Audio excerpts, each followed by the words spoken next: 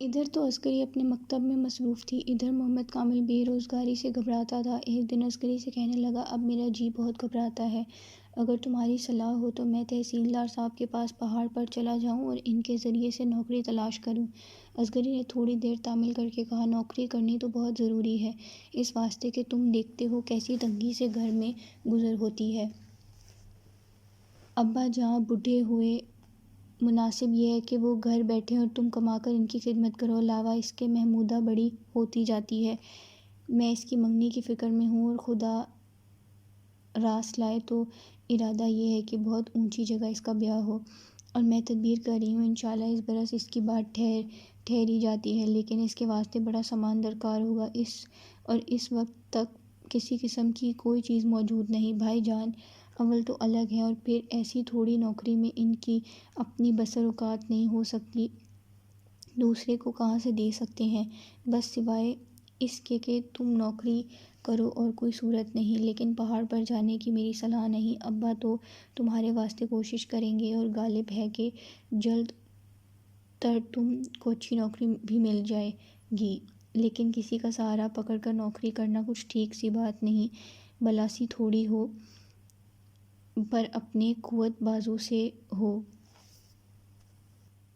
گویا خدا کسی کا احسان مند نہ کرے۔ صدا کو آنکھ جھک جاتی ہے، آنکھوں انہوں نے منہ پر نہ رکھا، اللہ رکھے، کنبے میں 100 آدمی ہیں، رو در رونا کہیں گے تو پیٹھ پیچھے ضرور کہیں گے کہ دیکھو سسر کے سہارے سے نوکر گئے۔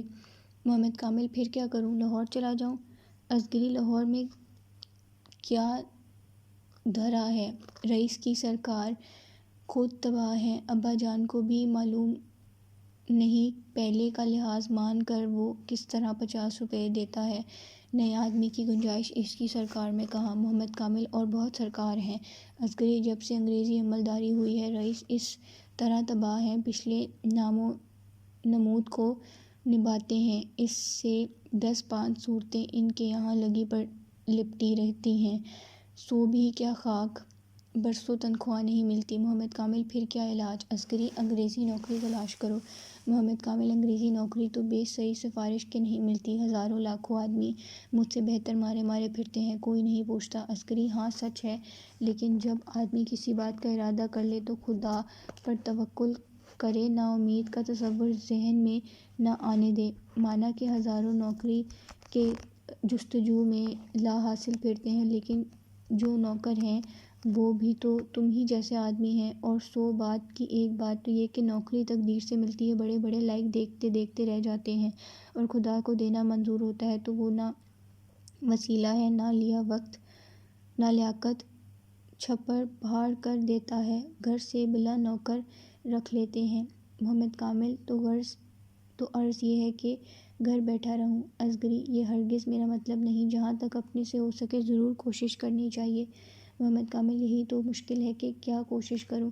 عسکری جو لوگ نوکری پیشہ ہیں ان سے ملاقات پیدا کرو، ان سے محبت بڑھاؤ، ان کے ذریعے سے تم کو نوکری کی خبر لگتی رہے گی، اور انہی کے ذریعے سے تم کسی حاکم تک بھی پہنچ جاؤ گے۔ محمد کامل نے یہی نوکری پیشہ لوگوں سے ملاقات کرنا شروع کر دی، یہاں تک کہ سر رشتہ دار تحصیلدار ایسے لوگوں میں بھی آنے جانے لگا، روز کے آنے جانے سے معلوم ہوا کہ ان کو بھی نوکری کی جستجو ہے، یہاں تک کہ بندہ علی بیگ نے جو کچہری میں اظہار نویس تھے، محمد کامل سے کہا کہ میاں نوکری کی تلاش ہے تو میرے ساتھ کچہری چلا کرو، چندے امیدواری کرو، سر رشتے کے کام سے واقفیت باہم پہنچاؤ، حاکموں کو صورت دکھاؤ، اس طرح کبھی ڈھب لگ جائے گا۔ محمد کامل کچہری جانے اور بندہ علی بیگ کے ساتھ کام کرنے لگا، یہاں تک کہ حاکم سے دستخط کرا لاتا، حاکم لوگ اس کو جاننے پہچاننے لگے۔ اس اثناء میں چھوٹے چھوٹے عہدے داروں کی 2 4 عوضیاں بھی محمد کامل کو مل گئیں، کسی عملے کو رخصت کی ضرورت ہوئی، وہ آدھی تنہائی تنخواہ پر اس کو عوضی دے گئے، یہاں تک کہ اتفاق سے ایک 10 روپے مہینے کا روز نامہ نویس 3 مہینے کی رخصت پر گیا تھا، 3 مہینے بعد اس نے استعفیٰ بھیجا اور مولوی محمد کامل صاحب اس کی جگہ مستقل ہو گئے۔ کبھی کبھی عسگری سے نوکری کا تذکرہ ہوتا تو محمد کامل حقارت کے ساتھ کہا کرتا کہ کیا واہیات نوکری ہے، دن بھر پیسنا اور دروپلی، نہ اوپر سے کچھ پیدا ہے نہ آئندہ کو ترقی کی امید ہے، میں تو اس کو چھوڑوں گا۔ عسگری ہمیشہ اسے ایسے خیالات پر ملامت کرتی کہ سخت درجے کی ناشکری تم کرتے ہو۔ وہ دن بھول گئے کہ امیدواری بھی نصیب نہ ہوتی، یا اب بر سرکار ہو تو قدر نہیں کرے۔ گھر میں 10 روپے کیا کم ہیں؟ اپنے بڑے بھائی کو دیکھو کہ کئی برس تک سوداگر کے یہاں 10 روپے کی نوکری کرتے رہے، اور جب تم نوکری سے ایسے دل برداشتہ ہو تو تم سے کام کیا خاک ہوتا ہوگا۔ آخر کو نوکری خود چھوٹ جائے گی، اور اسی طرح تھوڑے سے بہت بھی ہوتا ہے۔ ہمارے ابا پہلے 8 روپے مہینے کے نقل نویسی تھے، اب خدا کے فضل سے تحصیلدار ہیں، اور خدا نے چاہا تو اور بھی بڑھیں گے۔ اوپر کی آمدنی پر کبھی بھول کر بھی نظر مت کرنا۔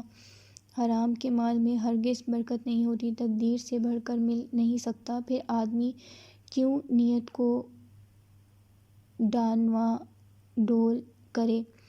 اگر اس سے زیادہ ملنے والا ہے تو خدا حلال سے بھی دے سکتا ہے۔ صاحب نے کہا وہ تو ہمارے ساتھ آیا ہے، وہ آپ کا بیٹا ہے۔ مولوی صاحب نے کہا آپ کا غلام ہے۔ رئیس نے اس تقریب میں صاحب سے کہا کہ مولوی صاحب ہماری ریاست کی قدیم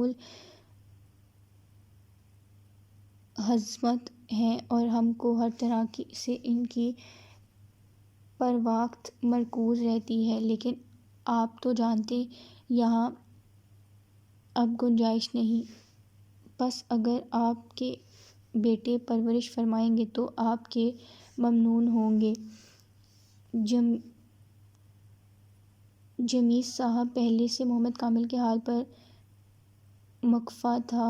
ایسے وقت مناسب پر تقریب ہو گئی کہ صاحب کو بہت خیال ہو گیا۔ اول تو جوان تو عمر، دوسرے شریف، تیسرے رئیس کا سفارشی، چوتھے خود صاحب کا آوردہ، پانچویں لائق۔ اتنے حقوق محمد کامل کو حاصل ہو گئے۔ صاحب نے پہلے دن کچہری کرتے ہی محمد کامل کو 50 روپے کا نائب سر رشتہ دار کیا، اور مولوی محمد فاضل صاحب کو خط لکھا کہ بالفعل ہم نے آپ کے بیٹے کو 50 کی نوکری دی ہے، اور ہم جلد اس کو ترقی کریں گے۔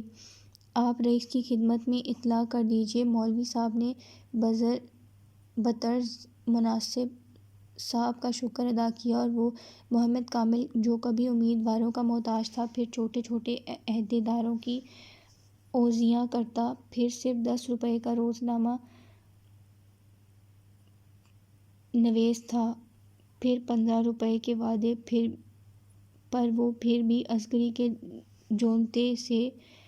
جوتنے سے جمیس صاحب کے ساتھ سیال کٹایا تھا۔ ایک دم سے 50 روپے کا عہدید ہو گیا۔ محمد کامل کی ماں اگرچہ جاتے وقت ناخوش ہوئی تھی، چپالیس کا نام سن کر ان کی بھی باتیں کھل گئیں۔ اب تو گھر میں جوگنی برکت ہو گئی۔ عسگری کا انتظام اور 20 کی جگہ اب 40 روپے مہینہ گھر میں آنے لگا۔ پھر کیا پوچھنا ہے۔